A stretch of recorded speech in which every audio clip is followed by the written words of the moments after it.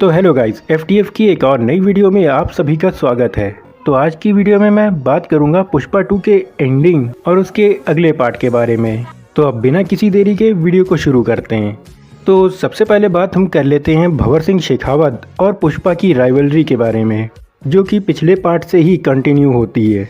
और इन दोनों के बीच में जो भी कन्वर्सेशन इस मूवी में होते हुए दिखाई गई है वो एक फ़नी वे में दिखाई गई है, जहां एक बार सिंडिकेट वाले किसी तरह से इन दोनों के बीच में सुलह कराने की भी कोशिश करते हैं, पर वो फेल हो जाते हैं।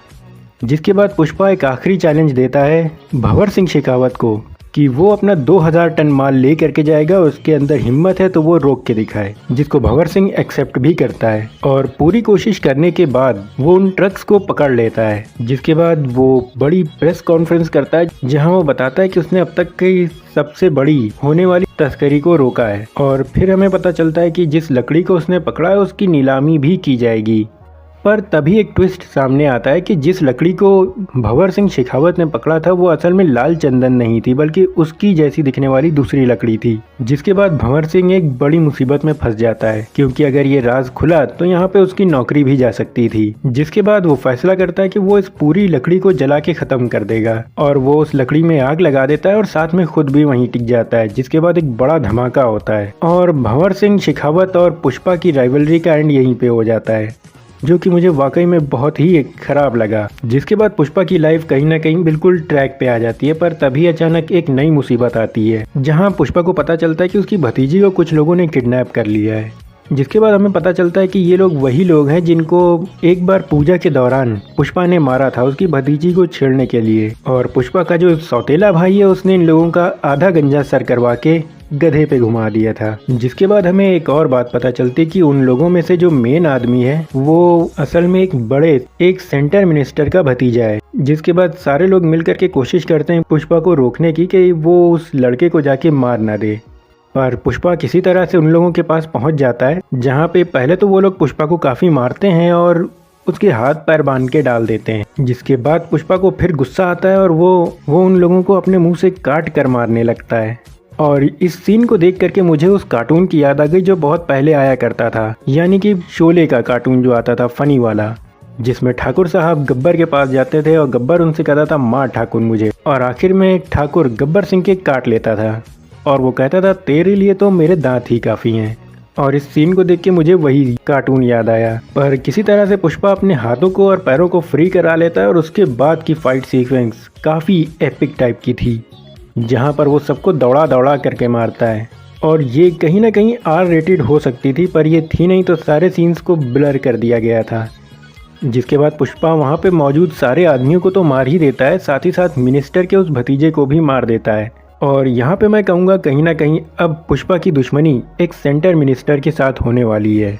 यानी पहले सिर्फ एक पुलिस वाला था और अब एक मिनिस्टर, वो भी सेंटर का। और उसके बाद हमें दिखाया जाता है कि आखिरकार पुष्पा को उसके सौतेले भाई एक्सेप्ट कर लेते हैं। यानी अब फाइनली उसके पास उसके खानदान का नाम भी था और उसको उसी की भतीजी की शादी में इनवाइट करते हैं, यानी जिसको पुष्पा ने बचाया था उसकी शादी में। जहाँ पे दूसरी तरफ हमें मिनिस्टर को दिखाया जाता है जो अपने भतीजे की फोटो पे माला चढ़ाते हैं, साथ ही साथ अपने भाई की भी फोटो पे माला चढ़ाते हैं। यानी आखिरी टाइम पे पुष्पा ने उनके भाई को भी टपका दिया। और उसके बाद सीधा सीन शिफ्ट होता है उस शादी की तरफ, जहाँ पे ये सारे लोग एक जगह इकट्ठा होते हैं। वहीं मंत्री जी के यहाँ भी कुछ चल रहा होता है। ये मेरे ख्याल से 40वां हो सकता है उसके भाई और भतीजे का, जहाँ पे वो कहता है कि सारे लोग आए पर जिसे आना चाहिए वो नहीं आया। जिस पर उसे पता चलता है कि वो आदमी तो नहीं आया, पर उसकी तरफ से एक तोहफा आ चुका है, जहाँ हमें फूलों का एक बुके दिखाया जाता है। उसके बीच में एक खोपड़ी जैसा कुछ रखा होता है। और उसके बाद सीन शिफ्ट होता है, हमें वो शादी दिखाई जाती है जहाँ पुष्पा मौजूद है और वहाँ पर भी वो बुके रखा होता है। और इस वक्त उस खोपड़ी की जो आंखें होती हैं उसमें लाइट ब्लिंक कर रही होती है और एक बीप की आवाज़ आ रही होती है। जिसके बाद सीन शिफ्ट होता है एक आदमी की तरफ जो दूर खड़ा होकर के एक रिमोट का बटन दबाता है और एक ज़ोरदार धमाका होता है, जिसके साथ मूवी ख़त्म हो जाती है। तो ये थी पुष्पा 2 द रूल की बात। अब पुष्पा 3 रैम्पेज की बात कर लेते हैं। तो मुझे लगता है कि इस धमाके में कहीं ना कहीं पुष्पा का जो पूरा परिवार होगा वो मारा जाएगा और स्टोरी इसी सीन से ही आगे बढ़ेगी। और रही बात इस आदमी की, तो इसके बारे में मुझे नहीं पता। इसने शाल ओढ़ी हुई है, सर पे एक गमछा भी बांधा हुआ है, तो ये मुझे नहीं पता कि ये कौन है। हो सकता है कि भंवर सिंह शेखावत ही हो जो कि बच गया हो। पर ये पक्की बात है कि अगले पार्ट में हमें पुष्पा बिल्कुल रेज मूड में दिखाई देगा, जिसका हिंट हम इसी क्लाइमैक्स बैटल में देख सकते हैं, जहां पुष्पा एकदम रेज मूड में चला जाता है और किसी पे भी रहम नहीं करता है।